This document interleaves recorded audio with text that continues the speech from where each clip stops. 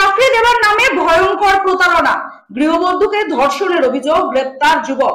চাকরি পাওয়ার আশায় ভয়ঙ্কর প্রতারণার শিকার হলেন উত্তর 24 পরগনার গৃহবধূ। জানা গেছে শুধু আর্থিক প্রতারণা নয়, একাধিকবার ওই গৃহবধূকে ধর্ষণ করেছে তেতুলিয়া খালদার বাসিন্দা উত্তম বিশ্বাস।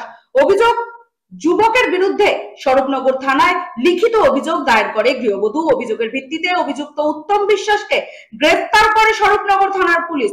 হেফাজতে নিয়ে জিজ্ঞাসাবাদ করার আবেদন জানিয়ে আজ অভিযুক্তকে বসিরহাট মহকুমা আদালতে হাজির করে স্বরূপনগর থানার পুলিশ।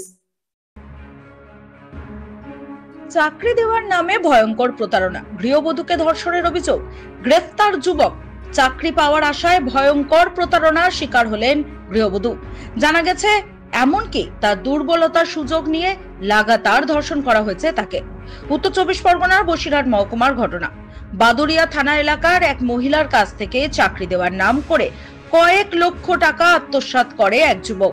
শুধু তাই নয়, ওই মহিলাকে বাড়িতে ডেকে একাধিকবার ধর্ষণ করার অভিযোগ স্বরূপনগর থানার বাংলালি গ্রাম পঞ্চায়েতে তেতুলিয়া খালদার বাসিন্দা উত্তম বিশ্বাসের বিরুদ্ধে।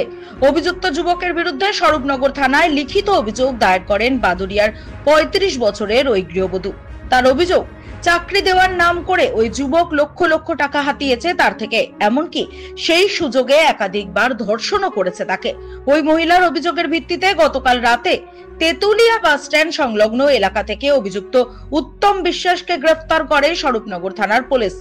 আজ তাকে 7 দিনের পুলিশ হেফাজতের আবেদন চেয়ে বসিরহাট মহকুমা আদালতে হাজির করে স্বরূপনগর থানার পুলিশ।